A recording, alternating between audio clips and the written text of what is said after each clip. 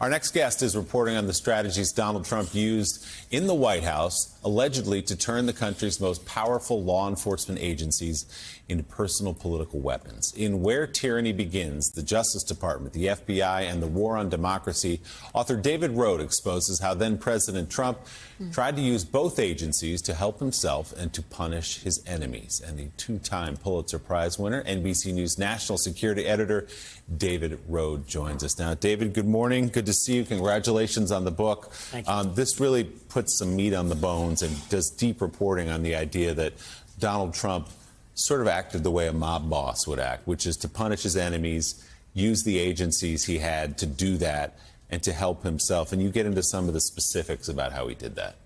Yeah, the first half of the book is on Trump, and it's a clear pattern, a strategy where he would, fire people who threatened him, spread conspiracy theories, and it worked, I think, to a greater extent than many of us had realized. And I just focused on this because this is still an issue today.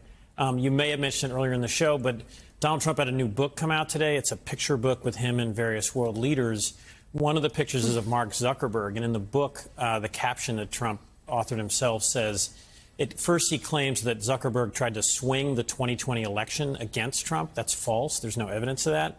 But Trump stated again in a book published this morning that if Zuckerberg interferes in the 2024 election, Zuckerberg will spend the rest of his life in jail. Yes.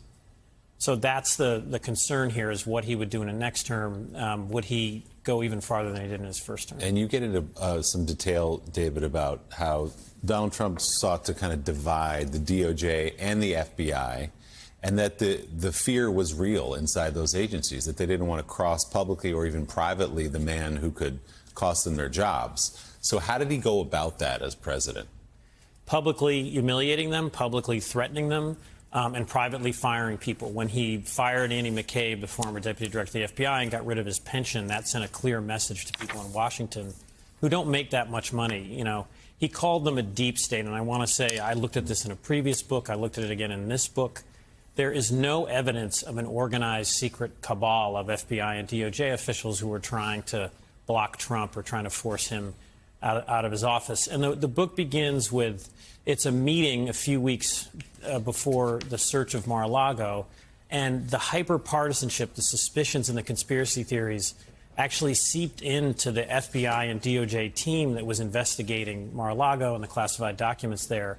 And there was deadlock over whether to investigate, to carry out a search. One of the FBI officials thought this is just going to play into Trump's deep state conspiracy theories. DOJ officials said, we've tried to get these documents. We issued a subpoena. He's defied it. And there was a bitter acrimony there between these two groups, and that's alarming.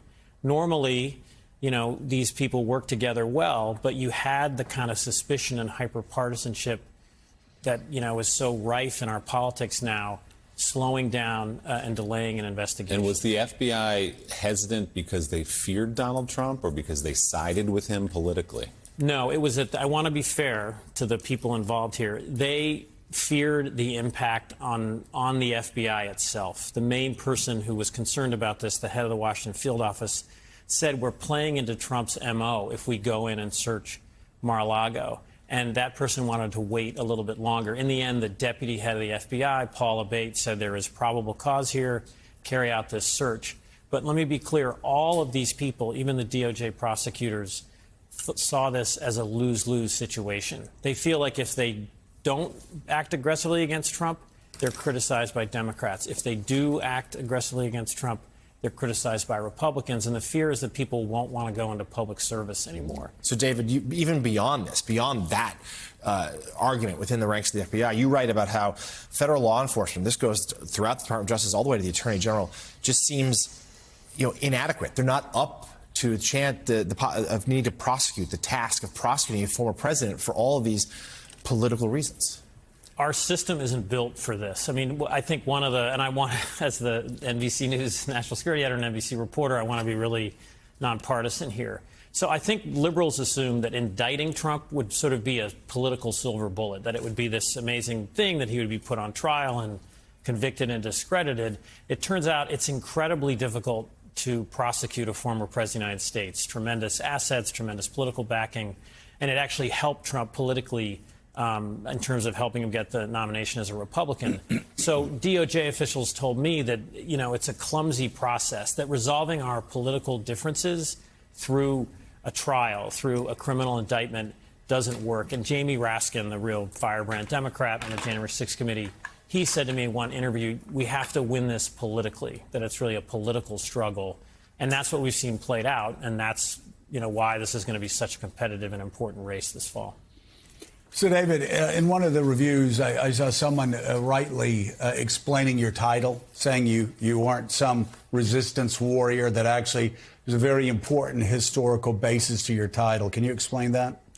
Sure. It's a quote from John Locke, who 15 years ago, and the quote is, "Where law ends, tyranny begins," and that's a reference to the use by different authoritarian leaders throughout history. Where they start seizing power is they use the courts and law enforcement agencies to sort of punish their enemies, their political rivals, and protect their friends. And I found that Trump did try to do that in his first term, and I think that would continue in a second term. Again, there are many public servants who stood up to Trump. They paid a heavy price for that. People thought that many of these career folks in the DOJ and FBI, that the presidency would change Trump. Instead, Donald Trump changed the presidency.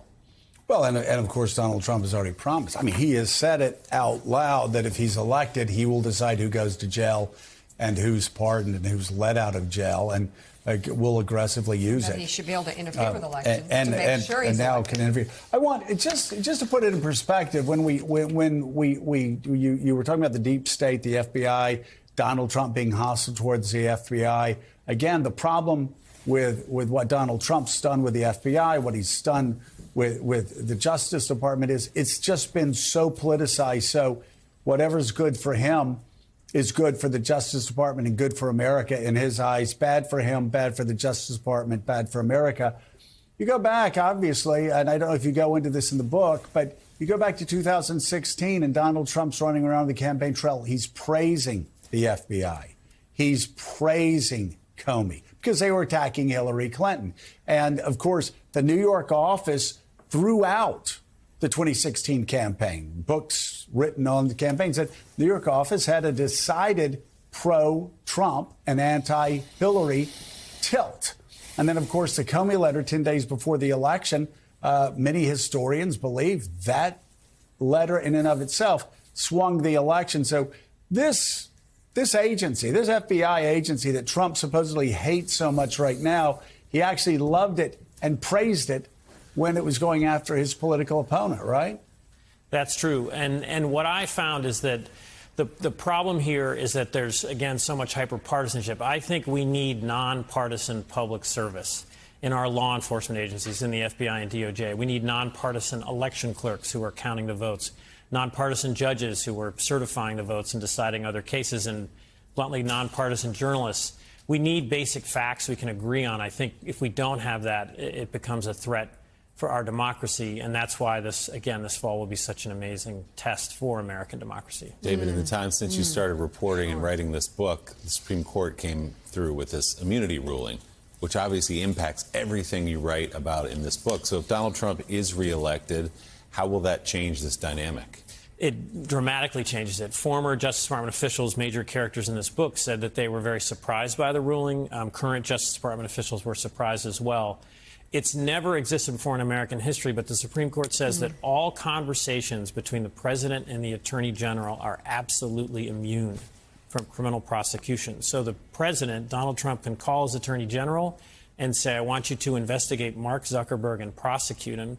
He can probably start that process, and he could, possibly even jail Mark Zuckerberg. Zuckerberg would appeal to the Supreme Court, and they would have to decide. It's an extraordinary thing, though. And it's been a check on presidents since Nixon that you don't use the Justice Department to attack your political enemies. If you do, you'll pay a political price. The Supreme Court will never let you get away with it. That's not clear now. And undoubtedly, Donald Trump would put in a lackey as Attorney General and get whatever he wants out of that relationship. Yes, one of the plans is to put in acting officials, an acting Attorney General, and then you get around Senate confirmation. Incredible new details in this brand new book. It's called Where Tyranny Begins. The Justice Department, the FBI, and the War on Democracy is on sale now. NBC News national security editor David Rohde. David, always good to see you. Congrats on the book. Thank you.